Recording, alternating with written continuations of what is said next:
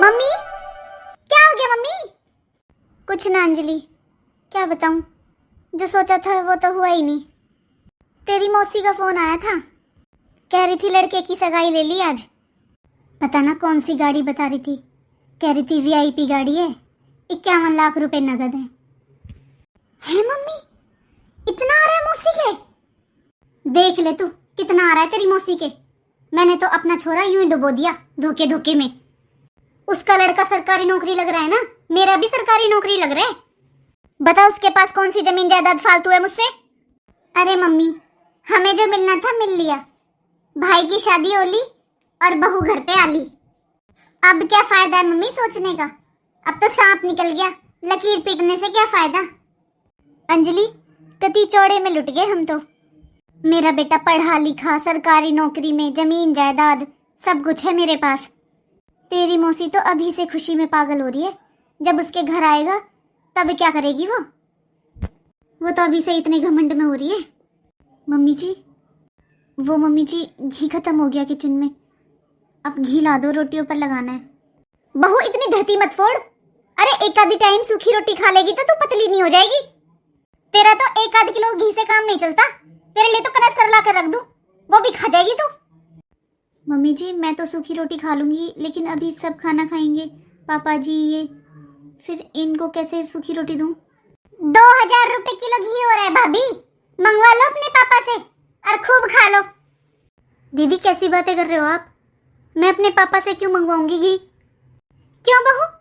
अरे तेरे पापा बता रहे थे ना कि उनके भैंस बंध रही है, तो घी भी होता होगा, वहीं से ले आया कर 10-5 किलो घी, हम भी खा लेंगे।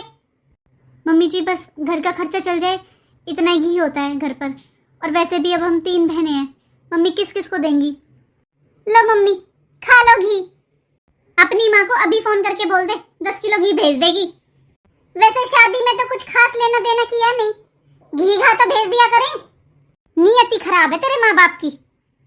ठीक है मम्मी जी, मैं घी के लिए बोल दूंगी, लेकिन आप दीदी को समझा लो।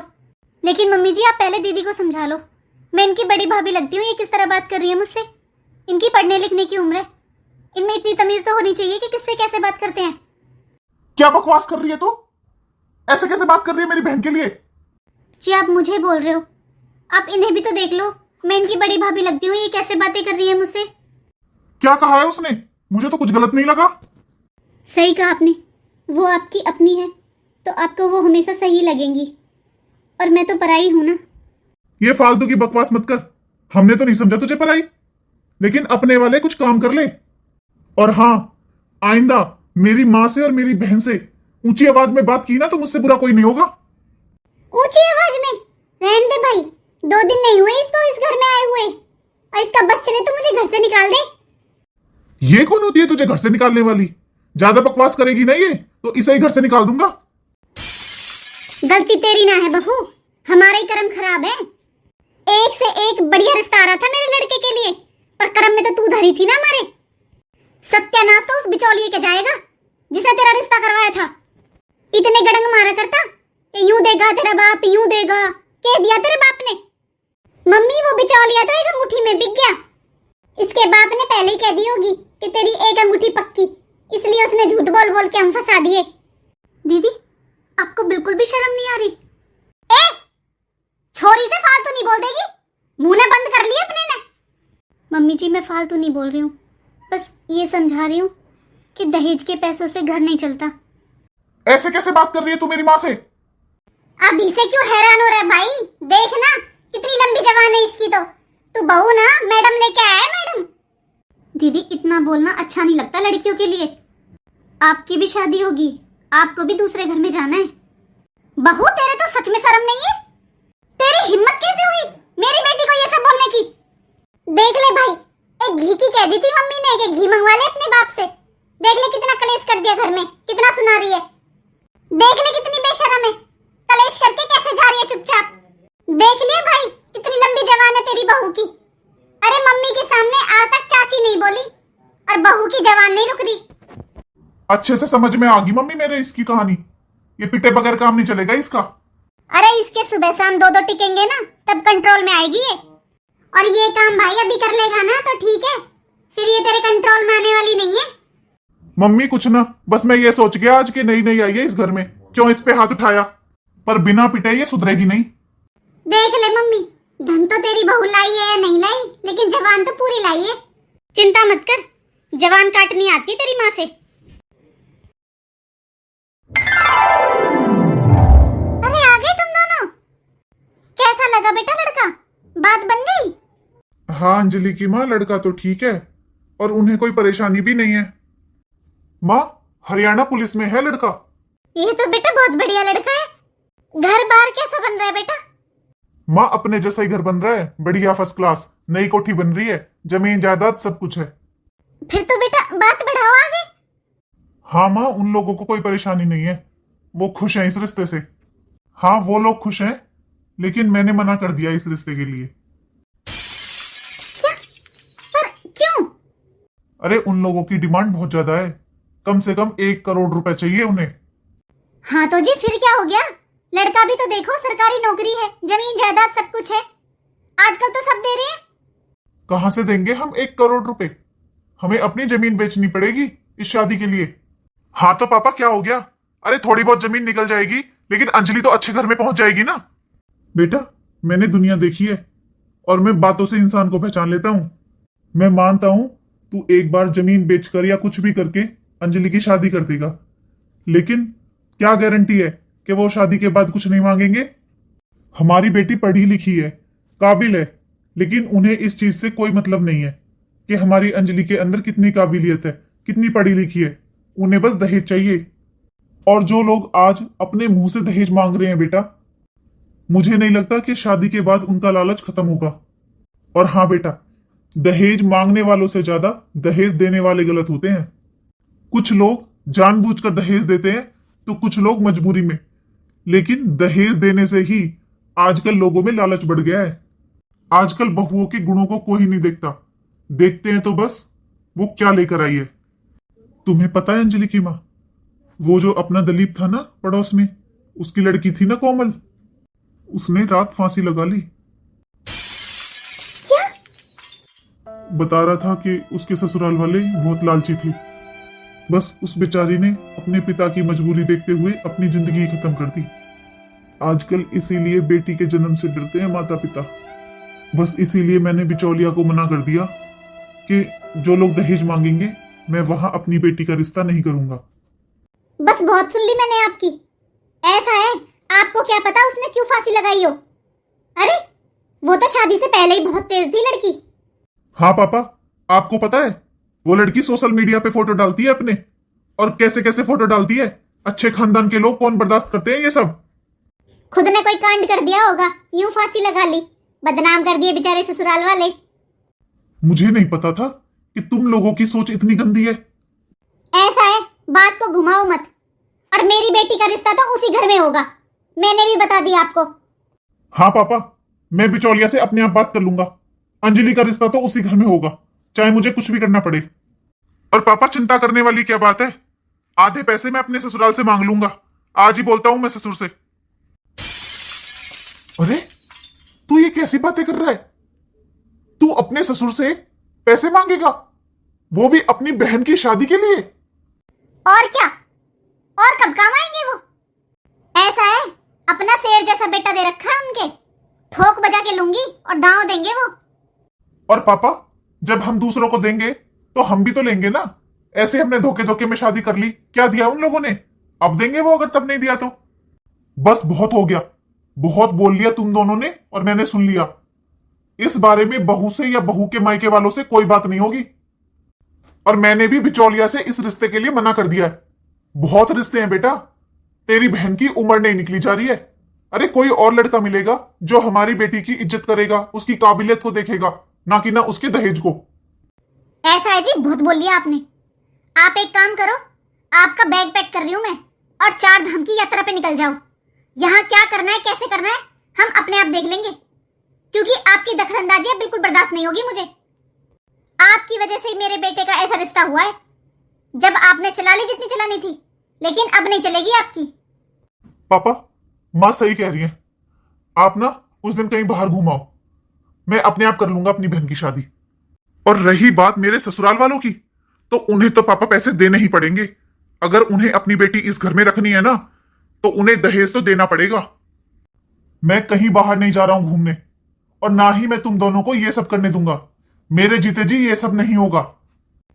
तो जी ऐसा है, वो बाहर वाला कमरा है ना, उसे पकड़ो और उसमें बैठे रहो। उसे बाहर निकलने की कोई जरूरत नहीं है, और घर में क्या हो रहा है क्या नहीं अपनी सलाह देने की कोई जरूरत नहीं है।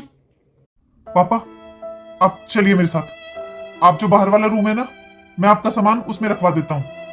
आज के बाद आप वहीं पर रहोगे। जाइए पापा, आप जाइए अपने रूम में।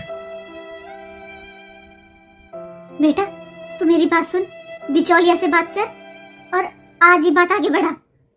हाँ माँ, मुझे बहुत पसंद आया है घर बार। मैं भी अपनी बहन की शादी उसी घर में करूंगा, चाहे मुझे कुछ भी करना पड़े। देख, मेरी बात ध्यान से सुन ले। मैंने अपनी बहन का रिश्ता कर दिया है, और लड़का है पुलिस में। शादी में थोड़े पैसों की जरूरत पड़ेगी, तो अपने पापा को बोल दे, 30-40 लाख रुपए का इंतजाम कर लेंगे वो। अरे ये कैसी बातें कर रहे हो आप? मेरे पापा कोई अंबानी नहीं है।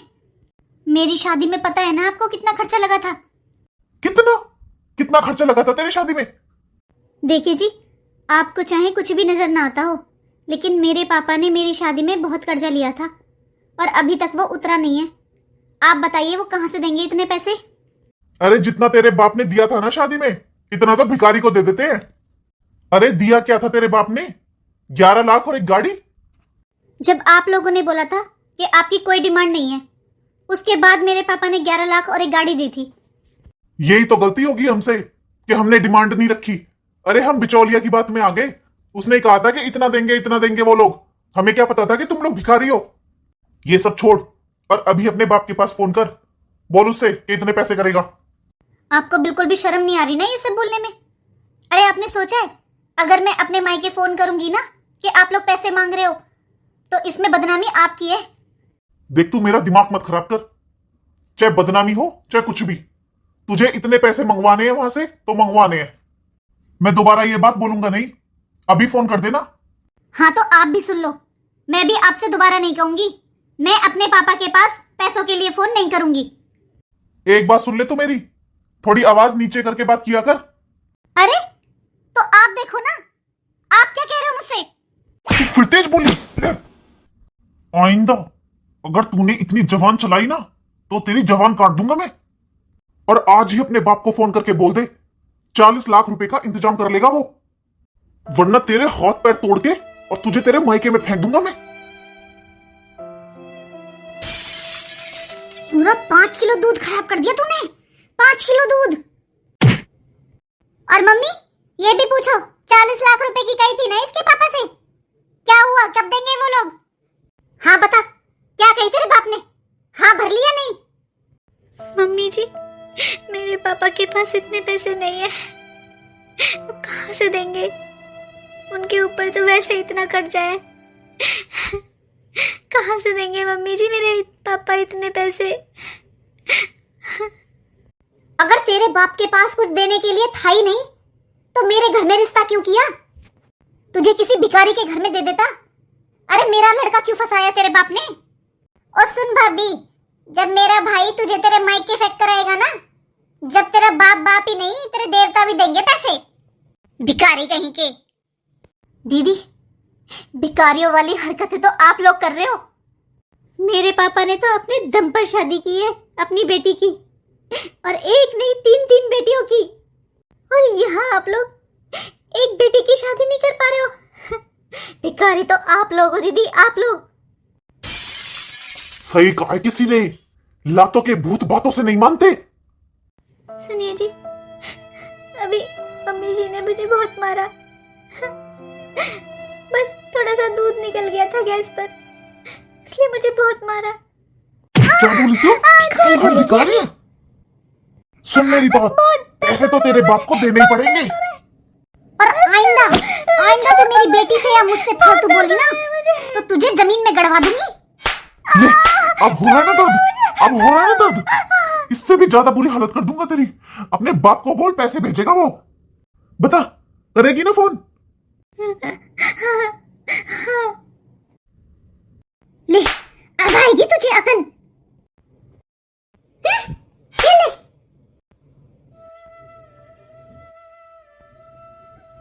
काजल, ऐसे धीरे धीरे क्यों बोल रही है बेटा? पापा, मम्मी कहाँ पर है? तेरी मम्मी तो बेटा सिलाई कर रही है।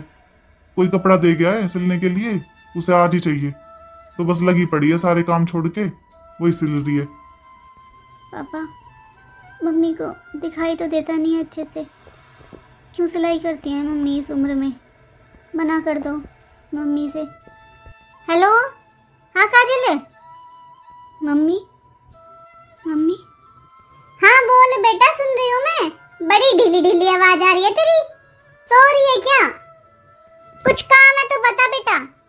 देख वो पड़ोस वाली बिमला है ना, वो सूट देगी है अपनी छोरी का, लेना आएगी शाम को ही सिल दूं बेटा मैं।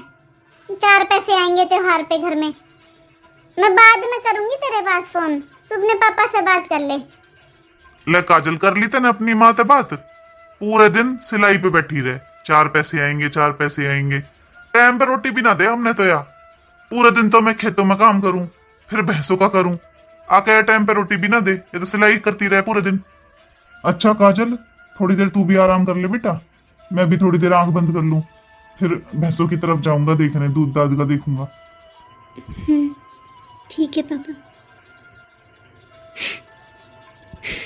कैसे बताऊं पापा, ये लोग मेरे साथ जानवरों के जैसा व्यवहार कर रहे हैं। पापा, कैसे बताऊं आपको? कैसे कहूं मैं पापा को? कहाँ से देंगे वो इतने पैसे? अभी मेरी शादी का खर्चा ही नहीं उतरा। मेरी माँ बुढ़ापे में सारा दिन सिलाई करती है, मेरे पापा खेतों में कमाते हैं। कितनी मुश्किलों से तो मेरी शादी की थी, और भी 2 बहनें हैं मेरी। कहाँ से देंगे मेरे पापा इतने पैसे? अगर मैंने पापा को नहीं बोला पैसों के लिए, तो ये लोग फिर मारेंगे मुझे। जानवरों की तरह मारते हैं ये लोग मुझे, बहुत दर्द होता है। नहीं, अब नहीं, अब मुझसे बर्दाश्त नहीं होता। इससे ज्यादा मैं बर्दाश्त नहीं कर सकती। अब मेरे पास बस एक ही रास्ता है।